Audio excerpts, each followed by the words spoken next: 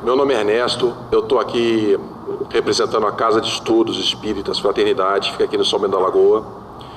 E hoje a gente vai falar sobre o capítulo 24 do Evangelho segundo o Espiritismo, que trata do tema Não ponhais a candeia sob o alqueire.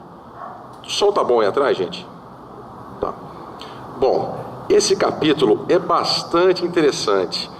Normalmente, quando a gente vai estudar, a gente lê um pedaço do Evangelho para ler outro, acolá, para... Quando lê o capítulo todo, veio uma grata surpresa de uma grande mensagem que Jesus quis deixar para a gente. Então, ele abrange esse capítulo. Por que Jesus falava por parábolas?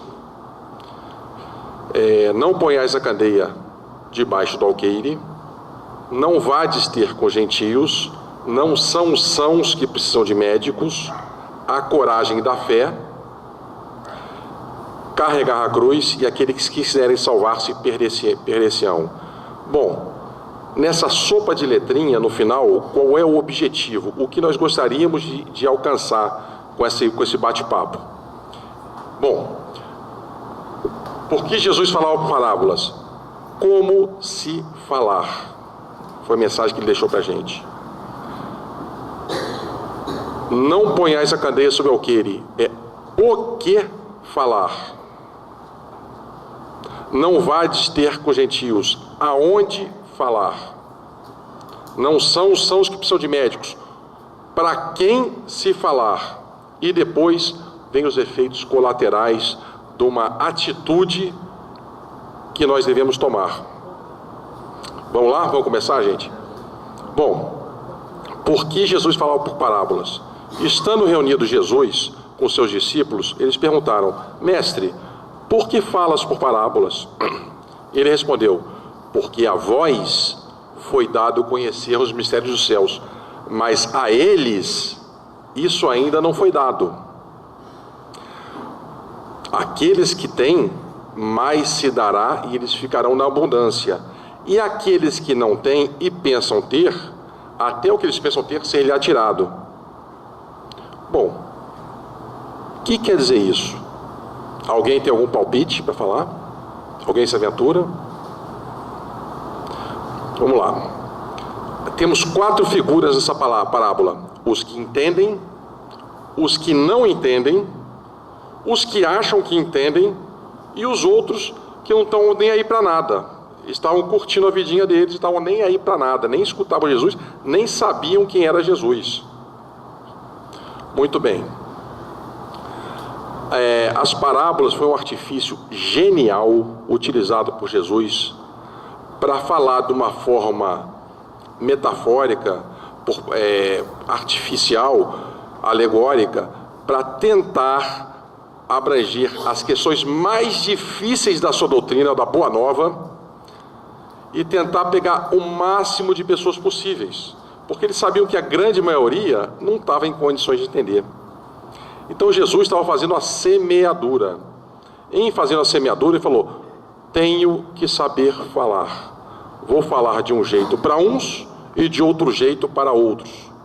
Mas, mesmo para aqueles que não entendem, ficará a semeadura e algum dia, para uns mais, para outros menos, isso será entendido perfeitamente. E o maior exemplo disso é que nós estamos aqui 2000 anos depois, 2000 e poucos anos depois, falando sobre isso. Obviamente, se nós estivéssemos lá, nós faríamos parte daqueles que não entendiam. Porque hoje nós ainda estamos tentando entender. Muito bem. Ela abrangia as questões mais difíceis e mais abstratas. E aí quando fala, a vós isso foi dado a entender, os mistérios dos céus, porque os discípulos eles eram os caras, né? A gente sabe que os discípulos, eles não foram buscados à revelia. Eles eram grandes missionários que tinham essa missão no processo reencarnatório deles. Não obstante, eles tivessem reencarnado em diversas gamas da sociedade, como ignorantes, como pessoas rudes, tinha de tudo, mas eles tinham a estrutura espiritual por trás. E aí se explica: aqueles que foi dado a entender aqueles que entenderam, mais ser-lhe-á dado. Porque Jesus sentava com eles e explicava, debatia, conversava. Por quê? Porque eles seriam os multiplicadores da Boa Nova. Eles seriam os disseminadores. Jesus plantou a semente da Boa Nova e eles dariam continuidade. Muito bem. Isso se explica, em parte, àqueles que têm, mais se dará. Pelo fato de Jesus sentar e dar mais luz para eles, e também pelo fato de eles serem multiplicadores da doutrina, quanto mais eles fizessem aquele bem, mais condições estruturais eles teriam, mais energia e mais apoio espiritual para continuar fazendo bem. Então, aqueles que têm, mais se dará. E outra figura dessa parábola, aqueles que não entendem. Bom, aqueles que não entendem não, aqueles que acham que entendem. Vamos começar por aí. Por quê? Tudo na vida e a toda semeadura tem a sua infância, a sua adolescência e a sua maturidade. Tudo. As pessoas, como seres individuais, a civilização. Cada um tem um nível. Eles vão perguntar, poxa, coisa esquisita você está falando, Ernesto? Deixa de ser bobo. Como é que, se a civilização é composta de a soma dos seres, como é que cada um tem um nível distinto? Tem. Por nós sermos seres individuais, cada um tem um nivelamento e uma capacidade de entendimento em amplo espectro de tudo. A soma e depois a média da população vai dar o conhecimento de uma civilização. Então, os conhecimentos eles são absolutamente heterogêneos. Em falando de semeadura, não se podia falar tudo.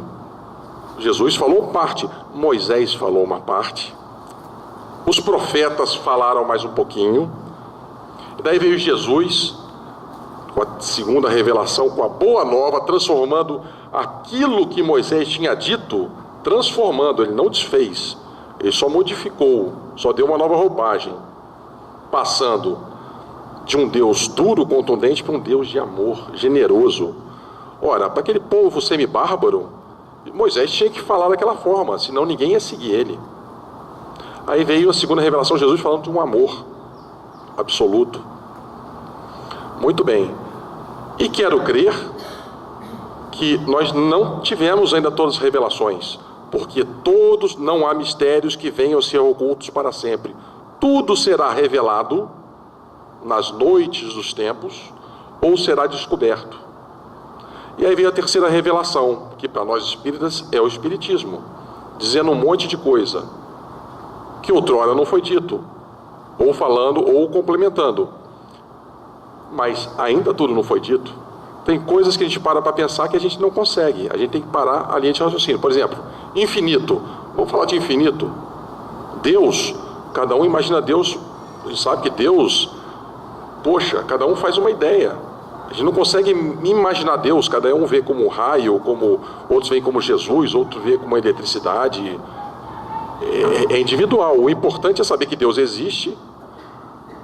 É o Criador de todas as coisas, soberanamente justo e bom. É o que a gente sabe. Ponto. O que mais que a gente tem condição de saber sobre Deus? A gente tem que parar por aí, porque o nosso conhecimento, a nossa massa encefálica não atinge. Além disso, não consegue.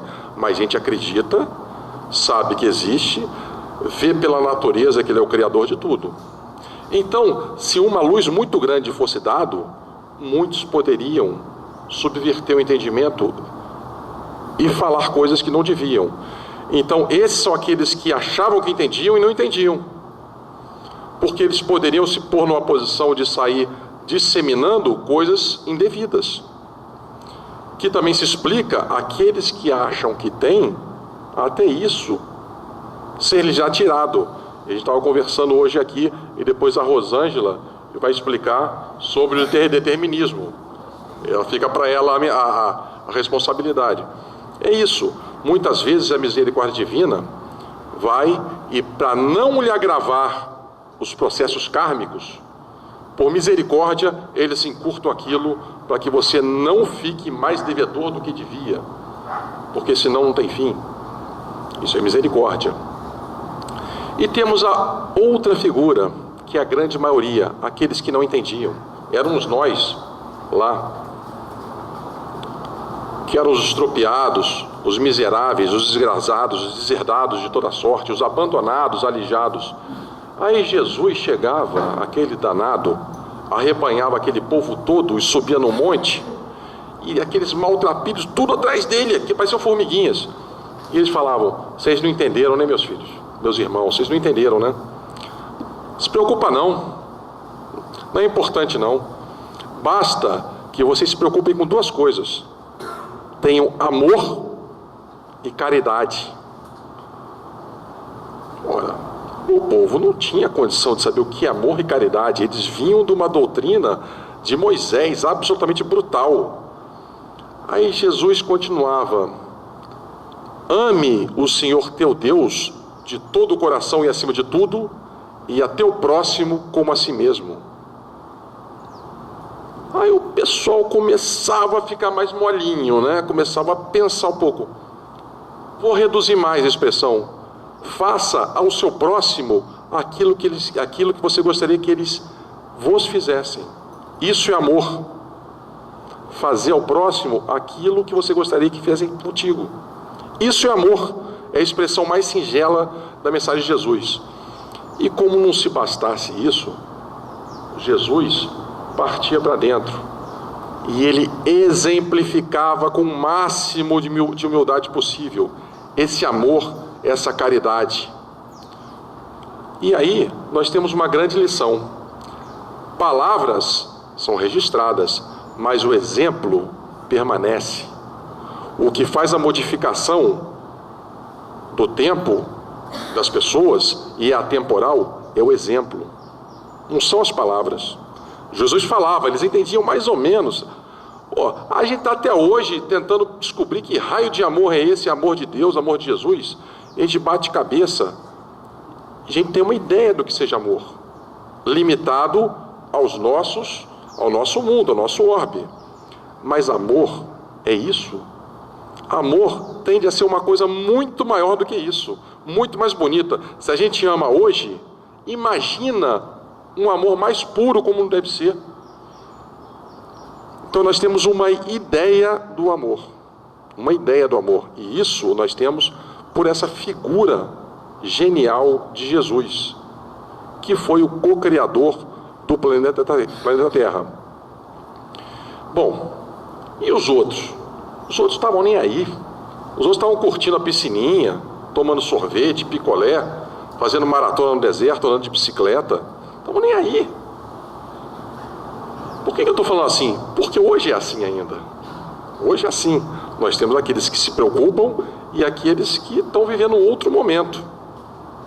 Até que o peso das consciências sejam implacáveis e as pessoas por si só passem a procurar. Muito bem.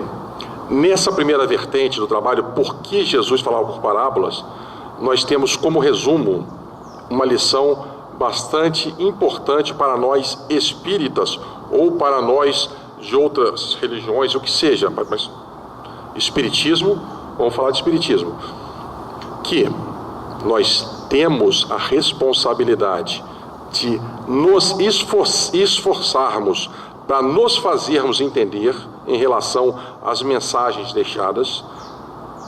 Dá trabalho? Dá, mas nós temos que nos esforçar. Temos que modular, falar de um jeito para uns e a mesma coisa de outro jeito para outros, assim como Jesus falava. Falava por parábolas para um e falava de uma forma reduzida para outros. Nós temos que ter amor para com o próximo e caridade, exercer a caridade. Nós não podemos ser mais mensageiros das palavras mortas, das letras mortas e das palavras vazias. Não podemos mais. Nós temos que trabalhar. Isso que Jesus fazia, ele exemplificava. Ok? Essa foi a primeira fase. Alguma pergunta, gente? Alguma contestação? Ovos? Papelzinho? Bolinha de papel? Nada? Vamos mais para frente, tudo está entrelaçado. Não ponhais a candeia sob o alqueire. Entendendo que a candeia é uma lamparina, que aliás, GECAL na divulgação, pelo Facebook, eles botaram exatamente o que é uma candeia. É uma lamparina, tipo aquela lamparina de ladinho, em que ela abre, você põe um combustível, que na época era azeite de oliva, fecha e tem um paviozinho que acende e vira lamparina. Isso é a candeia. Alqueire não é essa medida de terra que nós temos hoje para a fazenda. Alqueire era um vasilhame em que eles botavam em cima do alqueire, ou o candeeiro, que era um suporte que botavam em cima ainda. Muito bem. Não ponhais a candeia sob o alqueire, debaixo do alqueire. Ponha, ao contrário, sobre o candeeiro, de forma a iluminar todos da casa e todos que lá entrarem, e assim possam ter a luz. Que raio é isso, gente? Plagiando Jesus, vamos usar um pouco a metáfora. A candeia é um instrumento e um objeto. Nós somos um instrumento, uma ferramenta. A candeia se botava óleo, azeite de oliva dentro, combustível. Nós temos o nosso alimento, que se transforma em energia, e temos a nossa energia, que é a aure do universo. A luz da candeia são os nossos conhecimentos. São os conhecimentos que nós tivemos oportunidade de estudar e aprender. Conhecimentos profanos, materiais ou espirituais, não importa. Todos os conhecimentos, isso tudo vira uma cesta de talentos. Aí vem um camarada chamado Kai Barchutel, no livro Parábolas e Ensino de Jesus, e fala assim: a luz é importantíssima. Tire a luz do sol e toda a humanidade deixará de existir. E ele continua com essa expressão, tá, gente? Parece ridículo alguém ter tido a possibilidade de ter uma luz e, ao invés de colocá-la para brilhar, que coloque debaixo da cama para escondê-la. Parece ridículo, porque você ter tido essa oportunidade de ter uma luz e não botá-la para brilhar e escondê-la, consiste num ato de desamor, de falta de caridade para com o próximo. E por que isso? Porque as oportunidades, elas não são as mesmas para todos. Elas até vão ser num efeito temporal, todos vão ter as mesmas oportunidades, mas nesse momento não são todos que tiveram as mesmas oportunidades que nós. Por exemplo, doutrina espírita, conhecimento doutrinário. Nós sabemos que a vida não termina aqui e que nós iremos voltar, ir e voltar tantas vezes quanto seja necessário, e quando nós partirmos, nós vamos reencontrar entes tão amados que partiram antes, e que não é o fim, que nós vamos ter outras possibilidades. Isso muda substancialmente nossa visão da vida, ou pelo menos deveria mudar. Aqueles que não têm essa visão que transcende o horizonte da vida, poxa, quando perde uma pessoa querida, muitas vezes a pessoa só vê a morte como saída. Então, nós somos privilegiados em ter esse conhecimento ou não? Somos. Então nós tivemos essa oportunidade. E se nós tivemos essa oportunidade, é por algum motivo. Nós não podemos guardá-la só para a gente. Nós temos que colocar isso e todas as oportunidades que nós tivemos materialmente para brilhar também. Aí ele vai mais além. Fala assim, uma candeia, uma luz pode acender 100 outras lâmpadas ou mais. E cada uma dessas 100 pode acender cada uma outras 100 ou mais. Uma sucessão de luzes se sucederão e farão um clarão tão grande que iluminará o universo e dissipará as trevas e terminará com as sombras. Isso também se justifica. Aqueles que têm, mais terão, porque é a multiplicação. E se a gente guardar essa luz debaixo da cama, nós deixaremos não só de contribuir para a humanidade como nós deveríamos, como nós vamos estar fazendo uma sombra tão grande em nossa volta, que até isso poderá ser tirado, que também se justifica pela parábola anterior. Então é muito importante essa questão de a gente colocar a luz para brilhar. São talentos, são oportunidades, e a gente tem que passar isso para frente.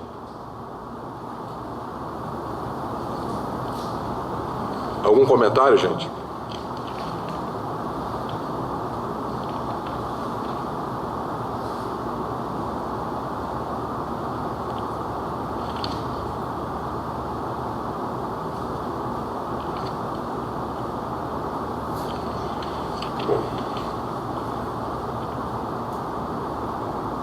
É importante, tá, gente? Eu sei o que é, mas só quero falar. A Revista Reformador, de 78, traz um trecho muito interessante, que você para pensar assim e fala, poxa, tem alguma coisa errada com a nossa vida.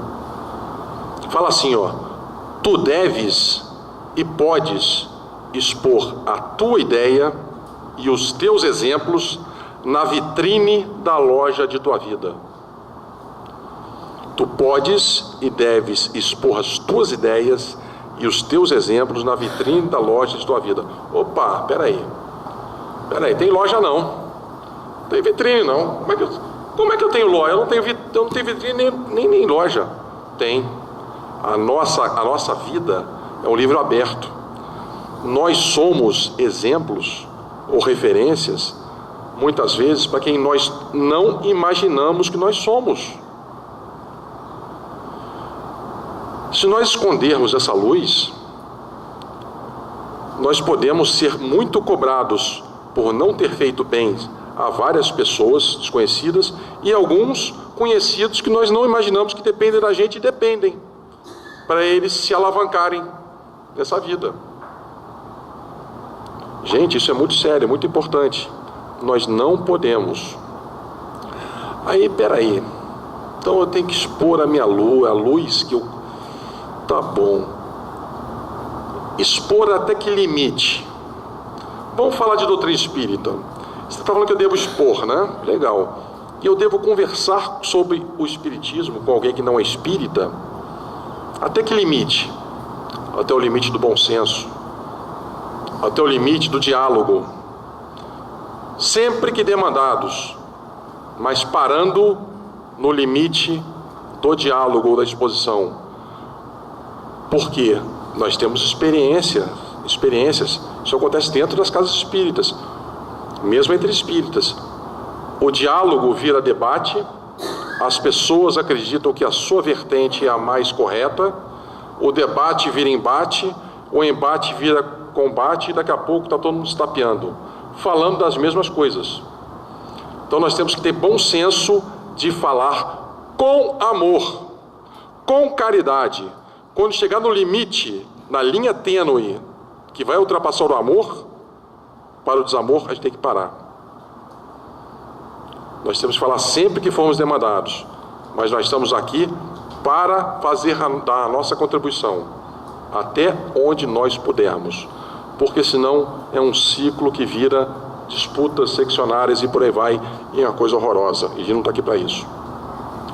Muito bem. Então nós já soubemos, já vimos que a gente tem que expor a nossa luz com amor, com caridade e exemplificar. E onde a gente tem que fazer isso? Onde está escrito, não vades ter com os gentios.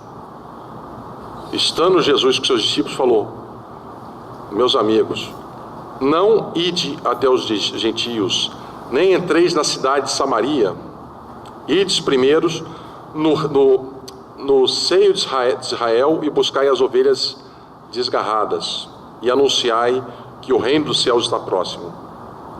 Ora, o que Jesus tinha contra os gentios ou contra os samaritanos? Nada. Simplesmente os gentios eram povos pagãos que ainda acreditavam em vários deuses. Os samaritanos, eles não eram judeus ortodoxos, então eles não eram praticantes integrais da religião. Então eles eram conhecidos como pessoas de má vida. Muito bem. Jesus simplesmente foi genial. Ele falou de uma forma lógica, de uma forma direta, falou: não, faz o seguinte, Moisés esteve aí, outros profetas vieram, faz o seguinte, vão terminar a semeadura que se iniciou. É muito mais fácil do que vocês começarem do zero, porque vocês forem pregar para um povo que acredita em vários deuses, que existe um Deus único, vocês vão ter um esforço sobre-humano para convencer esse pessoal e ainda vão deixar de concluir aquela obra. Vão lá e concluam aquela obra antes de tentar convencer os outros daquilo que eles não querem ser convencidos, porque ainda não está no momento da semeadura deles. E assim eles fizeram. Fizeram assim, e mais tarde eles foram botar a cruz no seio do paganismo. Foram divulgando, propagando uma coisa de cada vez. O que isso quer dizer, hein, gente? O que isso quer dizer? Onde? Isso quer dizer que a gente não deve impor a nossa religião a outras pessoas que têm religiões, que adoram suas religiões. Eles estão felizes, gente. As religiões estão aí para cumprir uma tarefa importantíssima. Por que os espíritos, quando deram a doutrina dos espíritos, eles não colocaram religião dos espíritos? Por quê, hein? Porque não é religião? Tudo foi genial. Eles colocaram aquilo como uma doutrina que se apoia num tríplice aspecto: ciência, filosofia e religião. Se os espíritos falaram, o que eu vos trago hoje é uma religião, eles estariam desmerecendo todas as outras religiões, que são importantes nesse momento, porque é que nem roupa, cada qual veste a que melhor lhe cabe. Então as religiões são importantes e haverá um dia que elas serão unificadas numa religião chamada amor. Qual vai ser o nome? Vai ser o catolicismo? O espiritismo? Não, não tem nome, não é importante, vai ser o amor, mas hoje é importante. Então, peraí. Então, se eu tenho que divulgar, vou fazer o seguinte, não tem esse food truck aí, que o pessoal, caminhão de comida, eu vou fazer o seguinte, vou fazer o spiritual truck, vou pegar um caminhão, botar espiritismo, vou parar na frente das igrejas e propagar o espiritismo. Não! Não! Haja com amor. Quando você passa o limite, você está sendo agredindo, você está agindo como desamor. Não faça isso. Eu vou para o deserto pregar para essa serpente. Não! Use a sua energia aonde ela é bem-vinda e fará uma semeadura que dará bons frutos. Sempre que demandado. Sempre que demandado. Mas sem corromper essa linha tênue do amor. Onde nós devemos pregar então? Nos centros espíritas, para os nossos amigos, quando pedirem, para os nossos familiares, para os nossos dependentes, e por aí vai. Mas o exercício do espiritismo, em termos de estudo, é no centro espírita. Por isso nós temos a evangelização infantil, da mocidade, dos adultos, as palestras e por aí vai. Isso eu estou falando de palavras. E os exemplos, hein? Sempre, 24 horas por dia. Espírita, não é espírita no centro espírita, é 24 horas por dia. Católico, 24 horas por dia. Seja qual religião for, 24 horas por dia. Exemplo, sempre.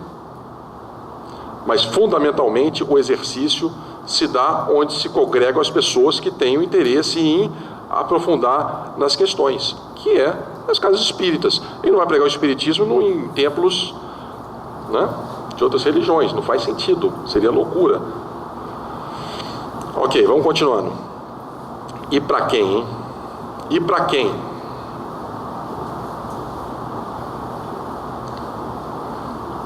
Isso eu vou ler, hein?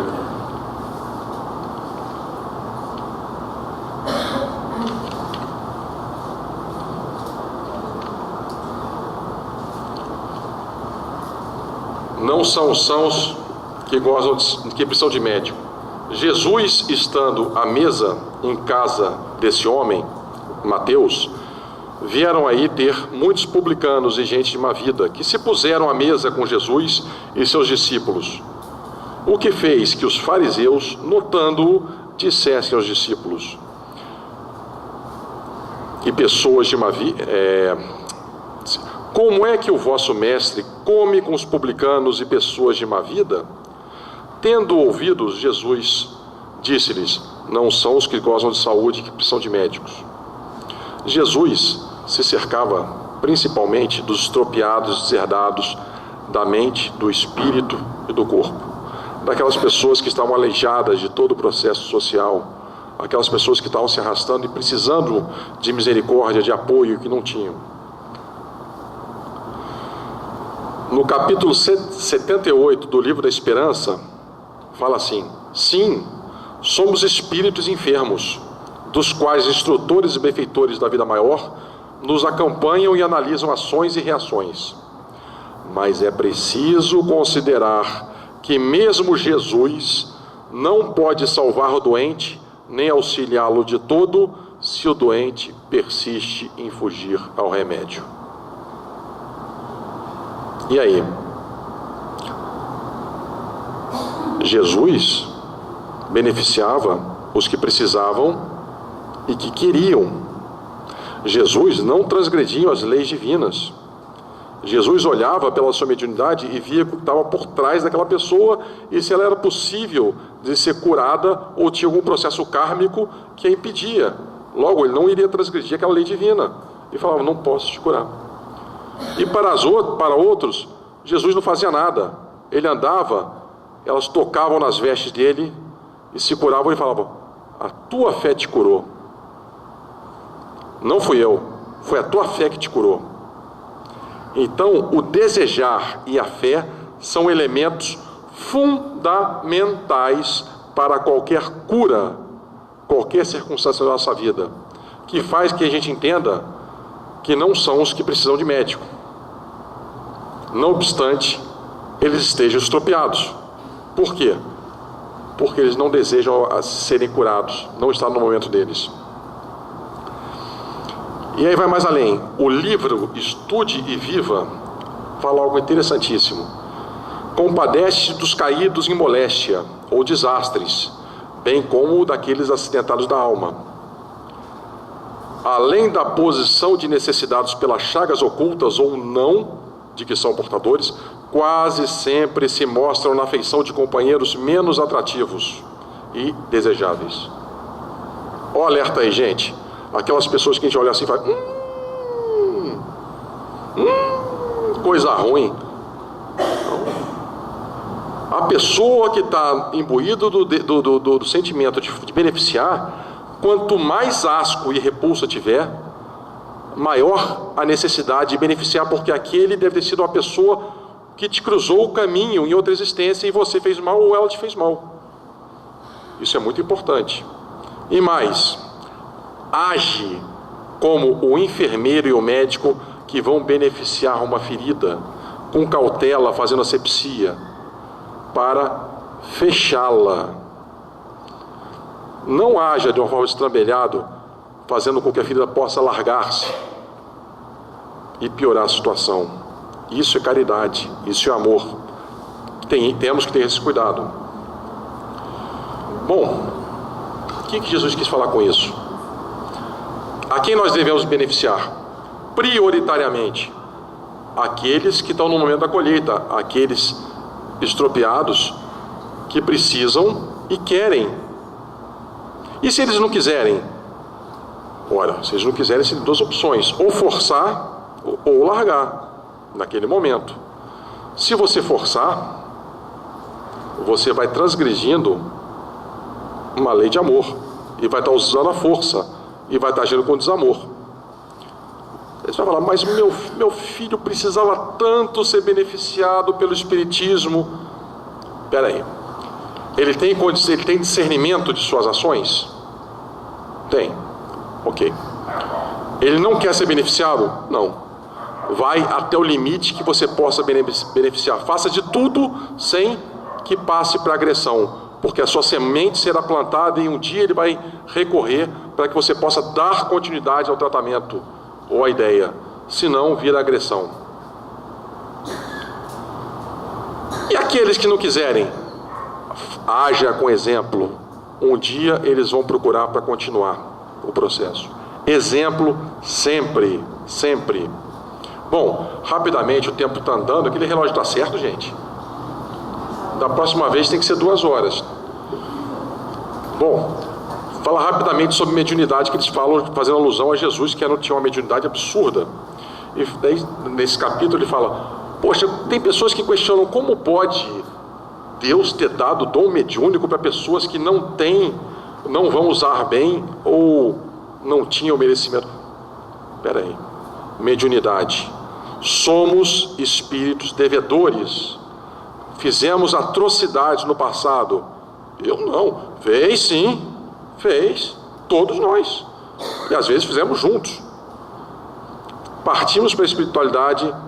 Os irmãozinhos lá falaram: opa, deve muito. Vamos ajudar. Vamos botar um acelerador de benefício chamado mediunidade, que vai vir como uma faculdade orgânica. Você vai nascer, vai estudar, vai desenvolver e vai atender tantas quantas pessoas você possa para virar esse jogo que está desempatado. Coloque em uso isso, porque isso é uma forma de você acabar com todos aqueles débitos atrozes que você contraiu. Isso é fruto da misericórdia divina. Isso vem em todas as classes sociais, em qualquer pessoa. Ah, ele não usou bem. Problema da pessoa e Deus. Não somos nós. Deus dá, Deus tira. Mas antes de tirar, aqueles que usam mal ou não usam, principalmente os que usam mal, poderão ter surpresas desagradáveis pelo caminho, com presenças de espíritos zombeteiros, espíritos cruéis, que poderão fazer dele um instrumento e até um escravo no futuro, quando desencarnar. Ok? Eu vou acelerar um pouquinho aqui, porque senão nós não vamos chegar lá. Bom,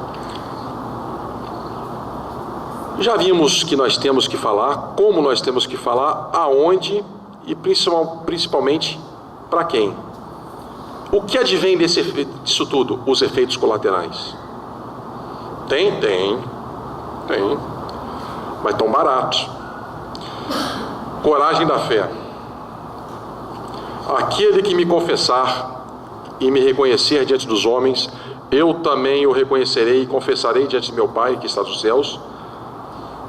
E aquele que me renegar diante dos homens, também eu o renegarei diante de meu Pai que está nos céus. Se alguém se envergonhar de mim e de minhas palavras, o Filho do Homem também dele se envergonhará, quando vier na sua glória e na do seu Pai e todos os santos anjos. As pessoas, o que é a fé? A fé nada mais é do que a representatividade daquilo sincero, daquilo que você acredita. Ah, eu tenho mais ou menos fé. Opa! Fé é algo que você não tem ou você não tem. Mais ou menos não dá. Ah, eu tenho fé quando eu estou no centro espírita, quando eu não estou... Então não tem. Ah, eu tenho fé lá, mas quando eu saio eu não posso ser espírita. Opa, como assim, meu Deus do céu? Vergonha de dizer que é espírita? É, porque se eu falar que eu sou espírita, eu vou ser mandado embora do trabalho, eu vou perder um contrato bom que eu tenho. Opa! É uma fé parcial. Ninguém precisa sair com o rótulo, sou espírita. Mas todo espírita tem, por responsabilidade, de colocar em prática tudo aquilo que tem estudado. A Rosângela, uma pessoa que eu conheço há muito tempo, né, fala uma coisa interessante. As pessoas entram no espiritismo, mas não necessariamente o espiritismo entra nas pessoas. Esse é o exercício da fé. É você ser aquilo que você é, realmente. Onde quer que você esteja. Não porque chega no carnaval, eu vou me vestir de índio, vou ficar nu pela avenida. Passou o carnaval, eu sou espírita. Não tem problema nenhum você brincar de uma forma sadia. Mas a moralidade ou imoralidade está dentro das coisas, dos atributos que você acredita em relação à sua fé. Da mesma forma que o homem tem cabeça, tronco e membro, espiritualmente nós temos encarnados o corpo, a mente, o espírito e a fé, que é um atributo do espírito. Ou nós somos ou nós não somos, ou nós temos ou não temos, mais ou menos não existe. Aquela piada, fé de mais ou fé de menos, é piada. Às vezes fé demais, né? Não existe, gente. Então, antigamente, as pessoas que tinham fé eram jogadas para os leões, trucidadas, eram dilacedadas, cortadas, eram queimadas, eram torturadas e, mais recentemente, presas. Hoje, o máximo que pode acontecer é a gente ser aleijado de um processo, ou amigos deixarem de lado, ou parentes falar que nós somos malucos. Tá barato. Se a nossa fé for aquilo, tá barato, porque já foi muito caro no passado e hoje não é mais assim. E a gente tem que dar graças a Deus. E é possível que nós tenhamos sido um dos leõezinhos lá que comeram, hein? Não duvido, não. Aí, juntando carregar a cruz, que é muito próximo da fé. Benditosos sereis quando os homens vos odiarem e separarem, quando vos tratarem injuriosamente, quando repelirem com mal o vosso nome, por causa do Filho do Homem. Rejubilai nesse dia e ficai em transporte de alegria, porque grande recompensa vos está reservada no céu, visto que era assim que os pais dele tratavam os profetas. Ora, esses efeitos colaterais do exercício sincero da fé em sermos espíritas pode acontecer, e não raras vezes acontece. Eles estão minimizando. A recompensa virá, mas a maior recompensa é a sua sinceridade com a consciência. A nossa consciência é a nossa maior cobradora. Isso não tem preço, gente. Consciência limpa não tem preço. Acelerando mais um pouquinho, aqueles que quiserem salvar-se perder-se-ão. Deixa eu achar aqui. Bom, o que quer dizer isso? Nós estamos num mundo eminentemente material, em que nossos atributos morais estão à míngua. Tudo evoluiu muito rápido. O nosso senso moral está aqui embaixo. Está na hora da gente acelerar isso para nivelar. Por quê? Senso moral e senso tecnológico deveriam estar juntos, mas não estão. Não estão. Então os apetites materiais são muito grandes. Eles falam, aqueles que quiserem salvar-se e se deleitar nas benesses da matéria, esses receberão um prêmio na matéria, que é o usufruto dos bens materiais. Mas se perder-se-ão, porque deixarão passar uma oportunidade ímpar na vida de modificação. Paulo de Tarso, Paulo de Tarso que era o pai da Lívia, não é? Que era o marido da Lívia, não é? Ele, quando a filha estava doente, ele foi... Não foi ele? Não? Estou errado? Quem é? Antes de ser Saulo. É Saulo, é. Então, a filha dele que tinha lepra, não era? Muito bem. A filha adoentada com lepra, ele tinha todos os poderes do mundo para comprar tudo, menos a saúde da filha. A esposa falou, Paulo, desça do teu pedestal, Paulo. Vai atrás de Mestre Jesus, ele pode curar nossa filha. Eu? Com meus títulos, honrarias, meu conhecimento, um homem da lei, um homem público? Não é de jeito nenhum, vou não. Vou fazer o seguinte, eu vou partir em caravana para fazer algumas coisas, caso eu encontre aquele cara, aquele Jesus, eu falo com ele e peço para ele vir aqui em casa. Assim foi, partiu para sua empreitada, ele parou no lago de Genessaré para dar uma contemplada, uma respirada. Nisso, tem um calafrio nele, um negócio, o mesmo que eu senti quando eu vi o Chico, um negócio. Quando eu olhou, veio uma sombra e ele não falava um ar. Aquele homem vaidoso, orgulhoso, não falava um A. Aí veio Jesus e falou: eu estou aqui porque a tua esposa, as preces de tua esposa me fizeram vir aqui. Desce do seu pedestal, do seu orgulho, e economize agora séculos de sofrimento. A hora é agora. E ele não falava nada. Vou curar sua filha, mas você perdeu uma oportunidade ímpar da sua vida. Aquele momento ele podia ter economizado séculos e quiçá milênios de sofrimento. Tudo bem. Jesus saiu para arrebanhar aqueles discípulos. Falou: vem comigo, vem, segue-me. Não, eu vou tomar o chazinho das 5 horas, espera um pouquinho, Jesus. Não, é agora. Vem, segue-me. Sabe o que é, Jesus? Eu tenho um dinheiro para receber. Bom, espera até o final do mês, depois eu vou, tá? Não, é agora. Agora. Então, gente, qual é o melhor dia para mudar? É hoje. Agora. Eu estou vendo aqui, tem um rapaz que estou vendo se ele escutou essa palestra, vou falar de novo aqui. Ernesto precisa emagrecer. Opa, genial. O médico falou que tem que emagrecer. Vou começar a dieta segunda-feira, e hoje eu vou para uma churrascaria e amanhã também. Aí, em vez de emagrecer 10 quilos, que o médico falou, eu emagreço 15. Gente, eu vou começar a dieta segunda-feira? É isso, gente.